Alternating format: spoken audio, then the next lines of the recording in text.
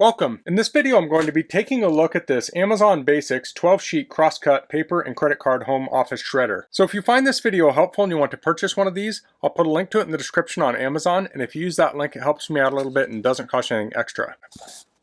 Okay, here is the manual.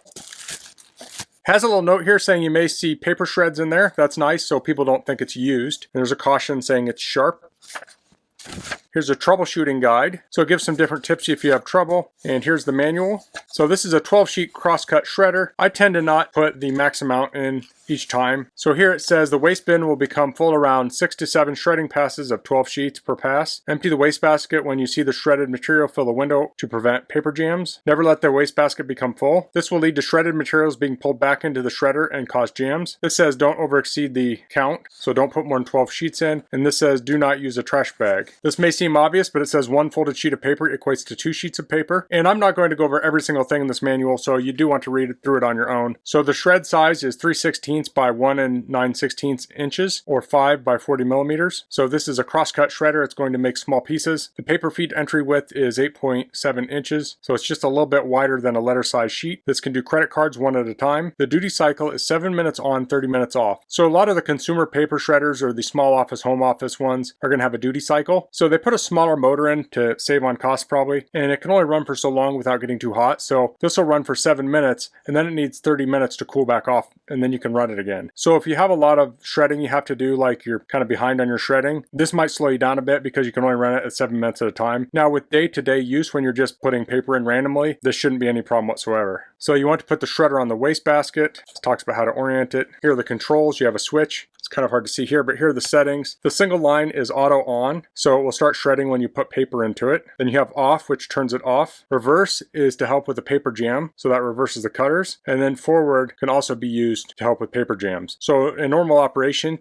you would just put paper in, it would start going and it would shred it and then it would shut off. But if you need to clean it a little bit, you want to use the forward reverse. It has auto reverse technology. It says when the shredder detects overcapacity shredding, the motor will immediately stop and eject paper before actual shredding begins. So this talks about the indicators on it and such. So this will shred paper clips and small staples and such, but they do recommend taking those out to extend the life of the blades. And you wouldn't want to put a metal credit card in here either. It says oil the shredder blades every month with basic vegetable, cooking oil, or shredder oil. So this talks about how to do that. And here's some more troubleshooting. So let's get this out and take a look at it. Like it said, shredders can be dangerous. So you don't want to use these around kids and such. So I'm going to have to get this off my bench to get it out. It's pretty heavy.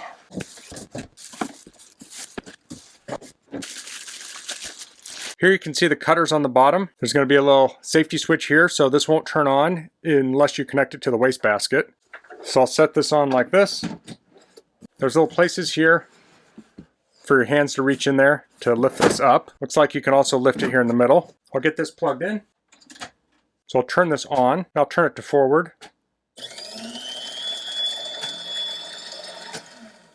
Turn it to reverse. Okay, that worked well. Let's turn it to on here again. So there's a sensor in here that's going to sense when paper is in it. I'll place a piece of paper in it.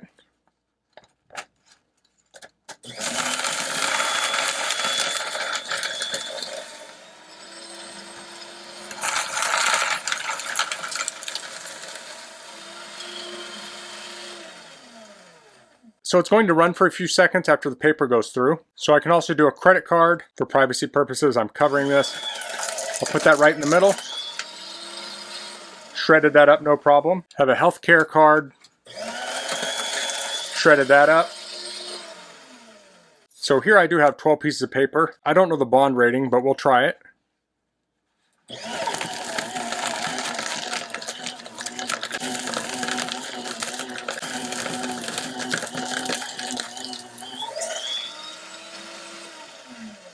I blurred that a little bit due to some privacy. So let's take this off now. So I want to shut it off. I'll also unplug it. So between shutting it off, unplugging it, and taking it off, this thing's not going to trigger. Now this is new, but a lot of times you'll see there's a little bit of paper stuck in here. A lot of times you'll see paper stuck in there, and you can run it in the manual mode to help move some of that out of there. And here are the cross-cut pieces here. See if I can find some of the credit card. This is some of the healthcare card. Here's part of the credit card that was chewed up. So if you have trouble with this, you want to make sure it's on the base correctly, because if it's not on that base, it won't trigger properly. And then of course we have our lights here. It says misalignment, overload, overheat, and power on. So when this overheats, it says wait 30 minutes and it will turn back on. And of course we have this window here so we can see when this gets up to around here, you're going to want to empty it. If you wait too long, it becomes a mess when you take this off too, aside from potentially clogging it and such. So that's the Amazon Basics 12-sheet cross-cut paper and credit card home office shredder. That's all I'm going to cover in this video. If you have any questions, please leave them in the comments. If you like this video, please click like. If you haven't subscribed to my channel, I'd appreciate if you could do that. And thanks for watching. Until next time, goodbye.